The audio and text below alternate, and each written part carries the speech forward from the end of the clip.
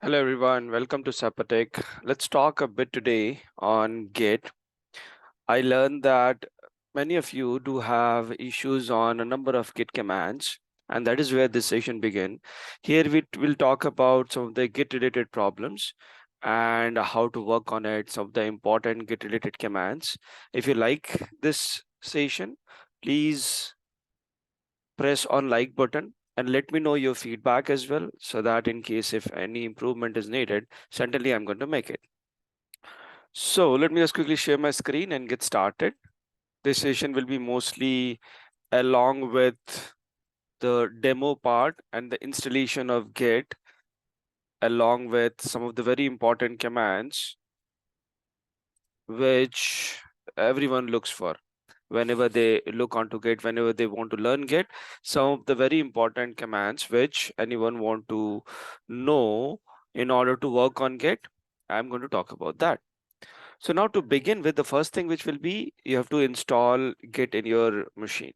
In order to install Git in your machine, based on operating system type, you'll have to execute some commands. I'll parallelly put some commands also in my notes, and let me know in case if you are interested in getting these notes in the comment section. I'll certainly share that with you. So based on different sort of operating system, when I say a different sort of operating system, it's mostly the Linux operating systems. So it's nothing as in Git is not available for Windows. Git is available for Windows as well. So we'll talk about both. So Windows version of Git is in Git Bash, and Linux version of Git can be anything. Now in Windows version of Git Bash, which is a Git Bash mostly, can be downloaded from your web links. So let's go and let's see from where you can download those contents, and let's talk about it a bit. So in order to talk about that, the first thing which I'm going to do is I will say install Git, or say download Git. That is more preferable option. Download Git. And if you press on the option which opens for you, you'll get downloads, and here you do have options to download on Mac OS, Windows, and Linux operating system. Remember that whenever you're downloading from Mac, I've seen many of my students, what they do is they log in into Mac, and then from there they open EC2 instance or any of the cloud-based virtual machines and try to execute Mac related package command itself. Don't do that. Say if I click on Mac OS, here I get Brew install kit. This is specifically for Mac machine. Brew package manager does not work with any of the Linux operating system. For any of the Linux operating system, you need to click on Linux UX, and based on what operating system you belong to, you execute the package. Now, based on various operating system, in Linux, we do have a number of operating systems. Most renowned are Ubuntu, CentOS, CentOS, take Red Hat Enterprise Linux operating system itself. So in Ubuntu, package manager is APT, where APT stands for Advanced Packaging Tool. And in CentOS, it's Yum, where Yum stands for Yellow Dog Modifier. So these all are the package manager. So since I'm using Ubuntu, I'll be talking about mostly the Ubuntu based operating system packages, which is APT. In order to install Git, I'll say apt install git -y, and it says if you get this message, open log file this, it basically means you don't have privileges, as the error says permissions denied.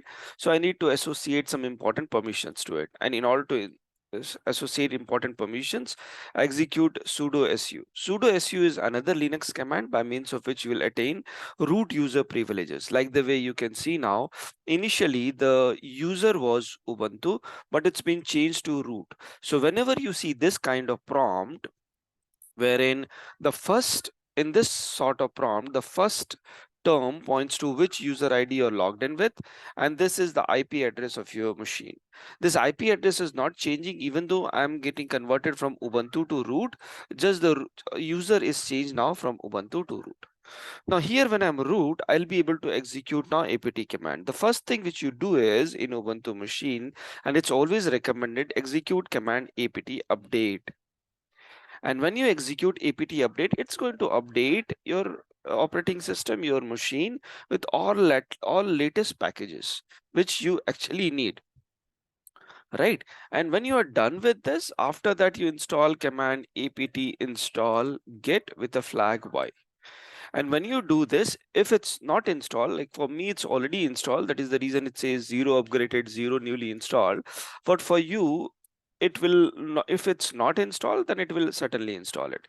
As of now, it says that Git is already the newest version, which is 1.1 colon 2.34 dash dash dash. In case if I want to see which version it is running on, I'll say git dash dash version. It will tell me, okay, fine, I'm on Git version 2.34.1. Right?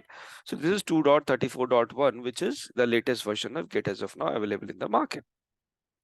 Next thing you do is create a working directory. So friends, Git works on very small fundamental rule, which says that create your working directory, write all the code, write whatever file you want to write code on, create only the file where you want to write code on, and then move it to staging area, have it reviewed over and over again, and then move it to local repository. And after you are well satisfied with your local repository content, push it to remote repository. So to explain you the flow, Git follows very basic thing of different sections. Let's see it in diagram. Git follows very basic thing. It starts with working directory, then it goes to staging area, then it goes to local repository, and finally it goes to remote repository.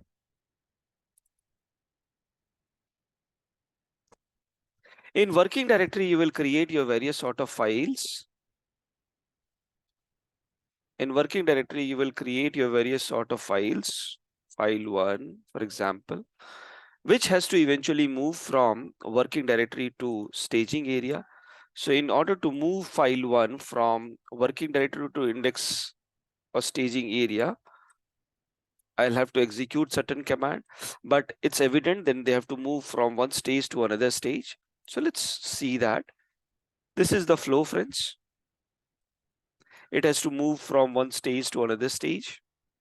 Now, in order to move from one stage to another stage, I have to execute certain command. In order to move from working directory to staging area, I have to execute the command git add.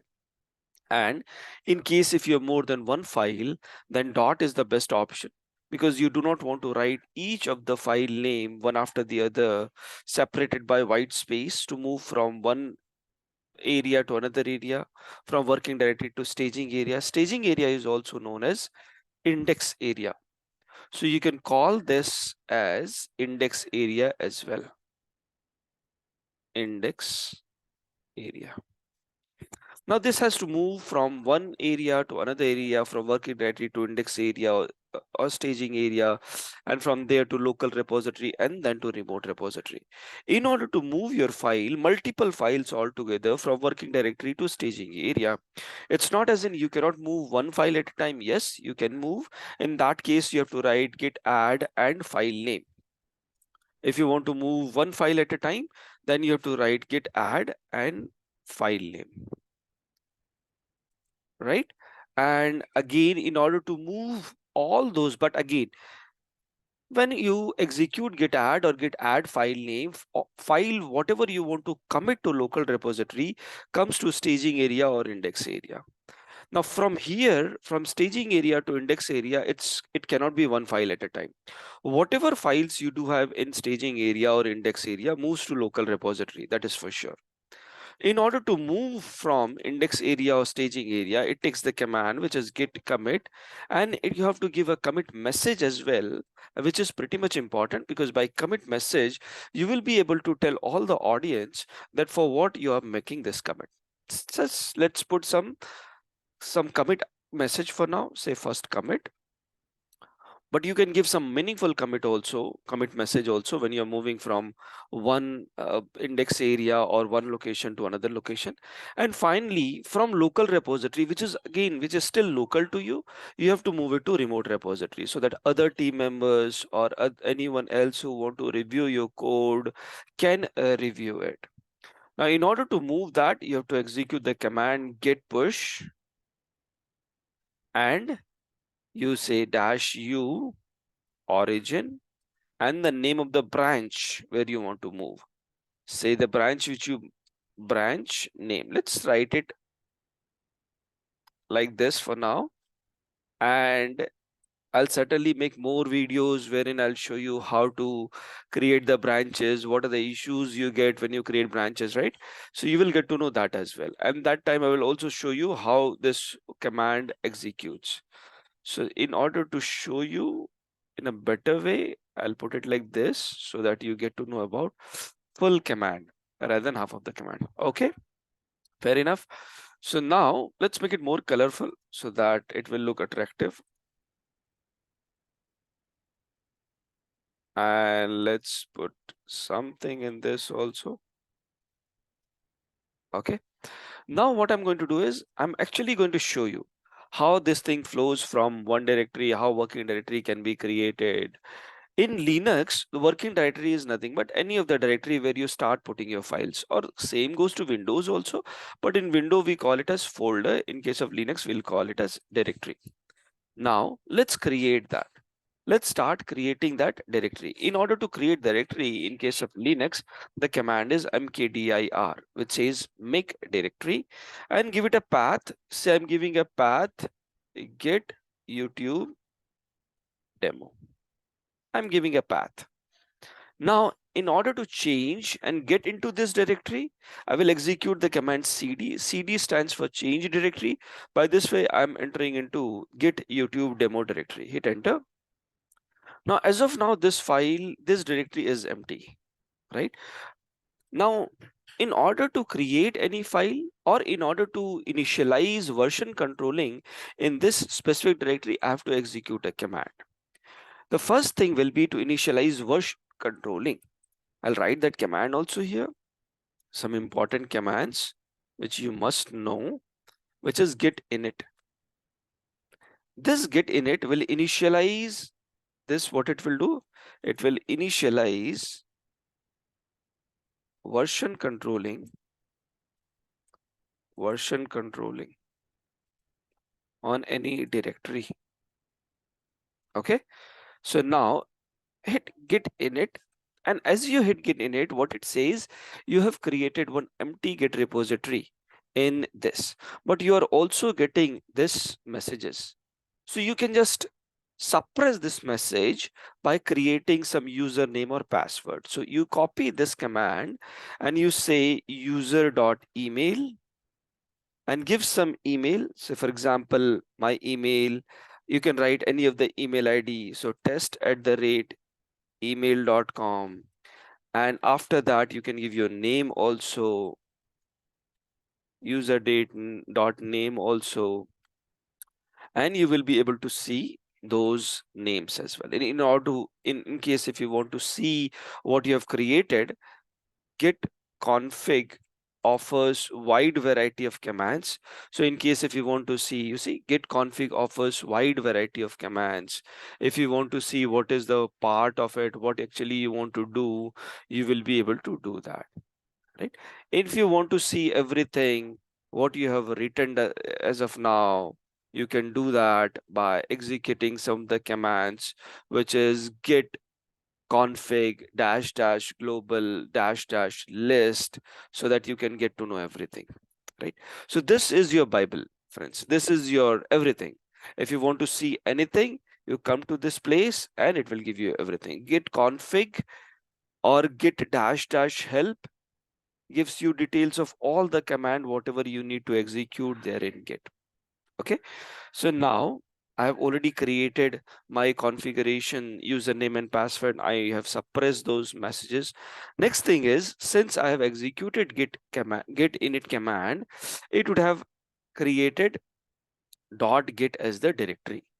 Now this .git as the directory contains a number of various subdirectories. Let's get into .git directory and let's see what it contains. You see, it contains details of head, branches, config, description, hooks, info, objects, references, are different things, are different details it contains, and with these details I'll be able to perform a number of different activities. I'll be able to gather number of activities with these details. All right, so with these details a number of activities can be gathered, a number of information can be gathered and can be saved at this specific place. I'll talk about, as I'll be able to, as I'll create some of the contents, I'll be able to show you the descriptions or the contents of each of the directory in this .git directory. In order to show you now, let me just install one more software, which is tree, so that I can show you tree structure of what is present there in each of the directory, so that when for the next time we are coming, I'll be able to show you exactly same thing. Now you see, if I see under tree, I see that under hooks I do have these many contents, under info I do have this, objects this, references I do have heads, tags, and so many things.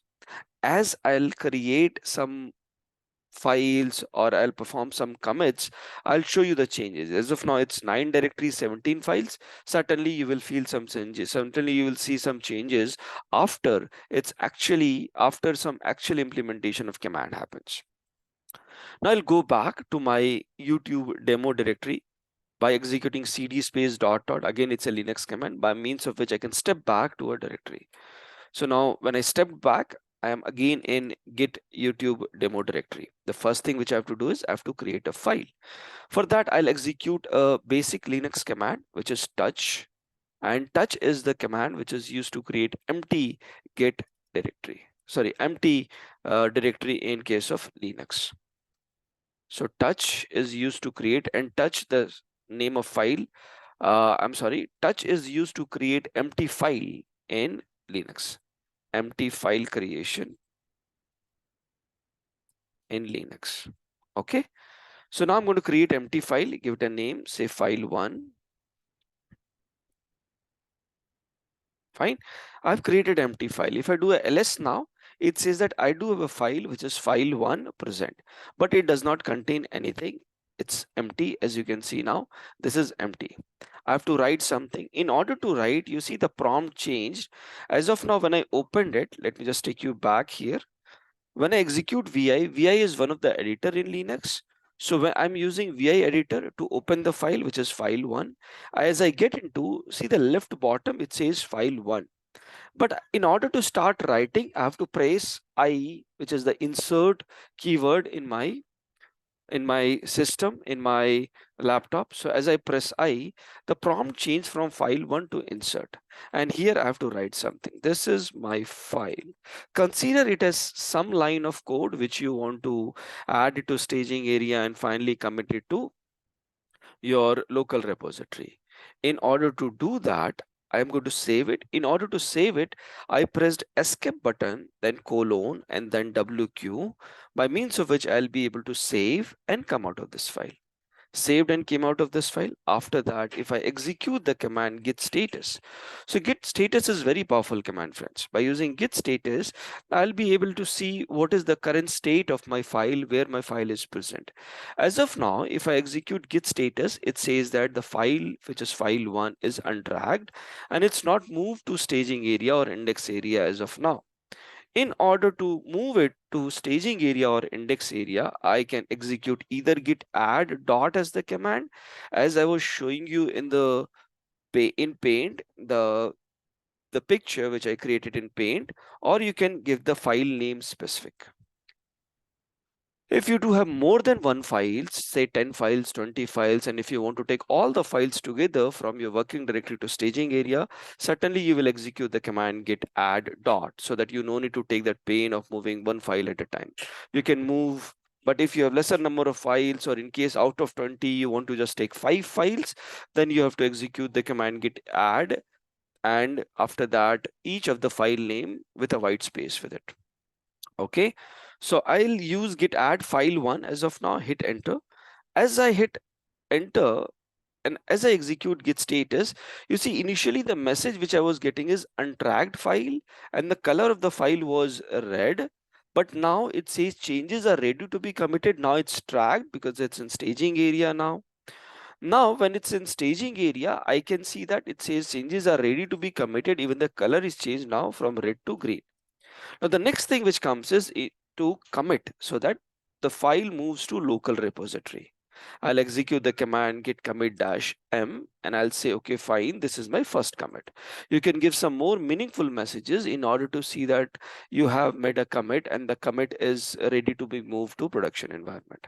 Hit enter, and as you hit enter, now you see the previous message which was showing some yellow color messages. If you remember those yellow color messages which you have seen before, that is not popping up anymore because I've suppressed it with git config dash dash global as the message, as the command. Now after that you get this which says, okay, fine, one instance happened, one file changed and created this mode and so on.